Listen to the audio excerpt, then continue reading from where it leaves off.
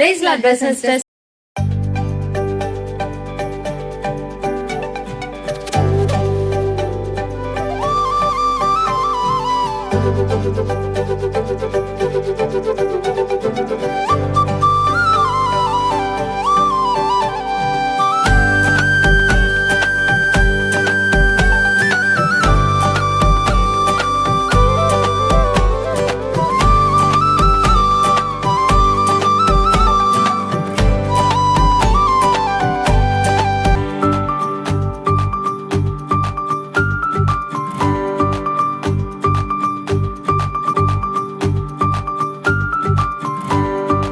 ரோமர் 2ஆம் அதிகாரம் 7ஆம் வசனம். சோர்ந்து போகாமல் நற்கிரியைகளை செய்து மகிமையும் கனத்தையும் அழியாமையும் தேடுகிறவர்களுக்கு நித்திய ஜீவனை அளிப்பார்.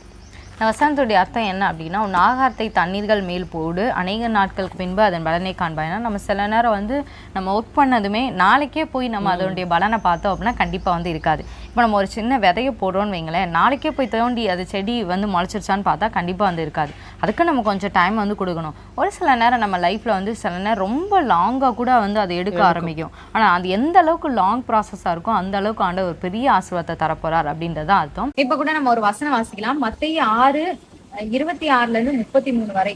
ஆகாயத்து பட்சிகளை கவனித்து பாருங்கள், அவைகள் விதைக்கிறதும் இல்லை, அறுக்கிறதும் இல்லை, களஞ்சியங்களை சேர்த்து வைக்கிறதும் இல்லை, அவைகளையும் உங்கள் பரமபிதா பிள்ளை கூட்டுகிறார். அவைகளை பார்க்கிலும் நீங்கள் விசேஷித்தவர்கள் அல்லவா?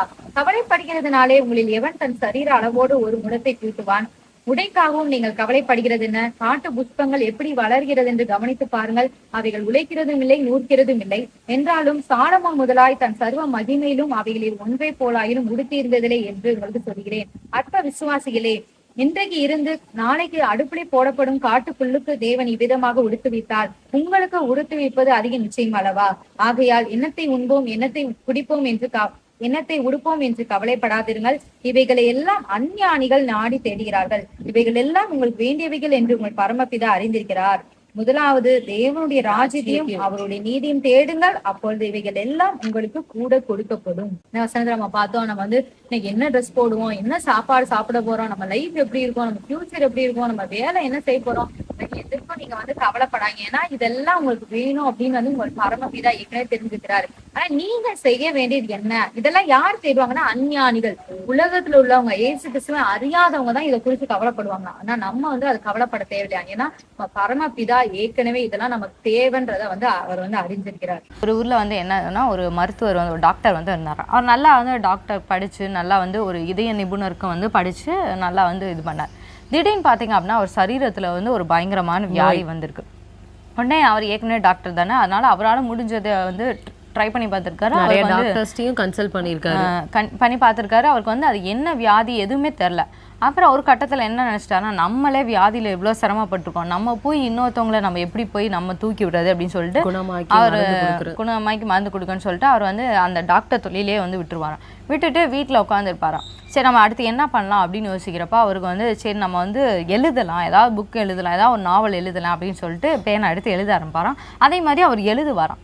எழுதி கொஞ்ச நாள் ஆனதுக்கப்புறம் இதெல்லாம் நம்ம பண்ணி என்ன போகுது, ஒன்றுமே ஆக போகிறது கிடையாது, நம்ம புக்கெலாம் யார் வாசிக்க போகிறோம், அந்த மாதிரி ரொம்ப சோர்வாயிலே வந்து ஒரு விரக்தி வந்துருமா. விரக்தி வந்து சரி நம்ம தற்கொலை பண்ணிக்கலாம் அப்படின்ற அளவுக்கு வந்து அவர் வந்துருவாராம். எழுதினதை தூக்கி வந்து குப்பை தொட்டியில் வந்து போட்டுருவாராம். அப்படி அவர் போட்டதுக்கப்புறம் வந்து ஒரு நாள் எப்படி நடந்து போயிட்டு இருப்பாராம். நடந்து போயிட்டு இருந்தோடனே ஒரு இடத்த பார்ப்பாராம். அந்த இடத்துல பார்த்தோம் அப்படின்னா வந்து ஒருத்தர் வந்து உட்காந்து அந்த இடத்த வந்து நல்லா தோண்டிகிட்டே இது பண்ணிகிட்டே இருப்பாராம். உடனே வந்து அவர் கேட்பாராம், நீங்கள் வந்து நான் உங்களை ரொம்ப நாளாக பார்க்குறேன், இந்த இடத்த நீங்கள் இது பண்ணிகிட்டே இருக்கீங்க, நீங்கள் எதுக்காக நீங்கள் இதை பண்ணுறீங்க அப்படின்னோடனே இது வந்து நான் வந்து இது வந்து ஒரு மேய்ச்சல் நிலமாக நான் வந்து மாற்ற போகிறேன், அதனால் வந்து ஒரு நாள் வந்து அது மேய்ச்சல் நிலமாக மாறிச்சுன்னா நல்லா வந்து சம்பாதிக்கலாம் அப்படிங்கிற மாதிரி அவர் வந்து சொல்லியிருப்பாராம். நீங்கள் எத்தனை நாளாக இதை தோண்டிகிட்டே இருக்கீங்க? நான் சொன்னோன்னே எங்கள் அப்பா காலத்துலேருந்து நாங்கள் இதை தோண்டிகிட்டே தான் இருக்கோம் அப்படின்னோடனே இவருக்கு வந்து ரொம்ப தூக்கி வருது. எனது அப்பா காலத்துலேருந்து நீங்கள் தோண்டிகிட்டே இருந்து இன்னுமே அந்த தோன்ற ப்ராசஸே இன்னும் மேய்ச்சல் நிலமாகவே இன்னும் மாற்றாமே இன்னும் உங்களுக்கு அவ்வளோ கான்ஃபிடென்ட் இருக்கா அப்படின்னு சொல்லிட்டு அந்த நபருடைய கான்ஃபிடென்ட்டை பார்த்ததுக்கு அப்புறம் தான் இவருக்கு வந்து இருதயத்தில் ஆண்டவர் வந்து ஒரு இது கொடுத்தாராம். சார் இவ்வளோ நம்பிக்கையா? ஆனால் கண்டிப்பாக அவருக்கு வந்து அந்த அந்த மேய்ச்சல் நிலம் தோன்றவருக்கு வந்து ஒரு கான்ஃபிடென்ட், ஒரு நாள் எனக்கு இந்த பிரச்சனை வந்து இந்த நிலத்தை நான் தோண்டி முடிப்பேன், மேய்ச்சல் நிலமாக அது வந்து மாறும், மேய்ச்சல் நிலமாக மாறினதுக்கப்புறம் வந்து நிறைய செழிப்பு வரும், நிறைய பணங்கள் வரும், எனக்கு தேவைகள் சந்திக்கப்படுங்கிற ஒரு நம்பிக்கையோடு அவங்க அப்பா காலத்துலேருந்து அதை வந்து அந்த நிலத்துல வந்து ஹார்ட் ஒர்க் வந்து பண்ணிக்கிட்டே இருக்காங்க. இதை பார்த்தோன்னே இவர் வந்து திருப்பி வீட்டுக்கு வந்ததுக்கப்புறம் அவங்களாம் வருஷக்கணக்கில் அவங்க வந்து பார்த்துட்டே இருக்காங்க, நம்ம என்ன நாள் கணக்கில் பார்த்து சோர்ந்து போயிட்டேமேன்னு சொல்லி 30 போட்டதான் அந்த நாவலை எடுத்து திருப்பியும் வந்து எழுத ஆரம்பிச்சாராம். எழுதி அதை வந்து பப்ளிஷ் பண்ணாங்களாம். கிட்டத்தட்ட ஆண்டர் பார்த்தீங்க அப்படின்னா 30 லட்சம் கிட்ட அந்த நாவல் வந்து பப்ளிஷ் ஆகி ஒரு பெரிய ஆசீர்வாதமாக மாறிச்சான்.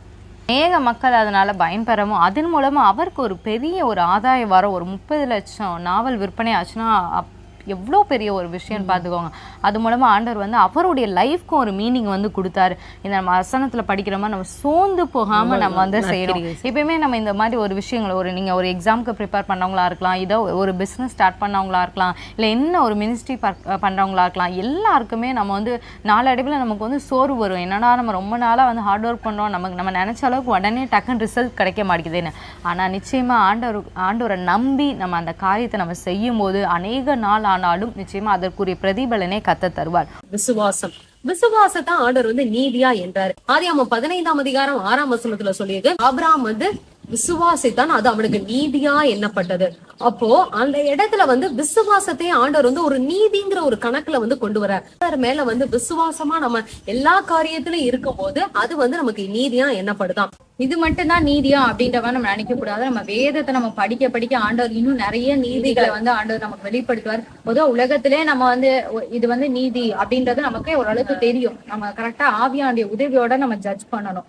இப்படி நம்ம பண்ணி நம்ம அவருக்காக நம்ம செய்யும் போது இன்னும் வந்து ஆண்டவருடைய நாமம் நம்முடைய வாழ்க்கையில மகிமைப்படும். சும்மா தேவையில்லாத வேலைகள், தேவையில்லாத சம்பாஷணைகள் அதெல்லாமே குறைச்சிட்டு ஆண்டவருடைய ராஜ்யத்தினுடைய வேலைகளும் அவருடைய நீதி தேடும் போது நம்ம வாசிச்ச எல்லா உலக பிரகாரமான ஆசீர்வாதங்களையும் தேவன் நமக்கு கூட்டி கொடுப்பேன் என்று வந்து ஆண்டவர் சொல்லிக்கிறார். உன் ஆகாரத்தை தண்ணீர்கள் மேல் போடு, அநேக நாட்களுக்கு பின்பு அதன் பலனை காண்பாய் அப்படின்னு ஆண்டவர் சொல்லிக்காரு.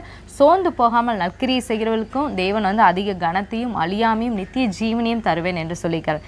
இது மூலமா கர்த்தர் நிச்சயமா உங்களை ஆசீர்வதிப்பார் அப்படின்னு நாங்கள் விசுவாசிக்கிறோம். கர்த்தர் உங்களை ஆசீர்வதிப்பாராக.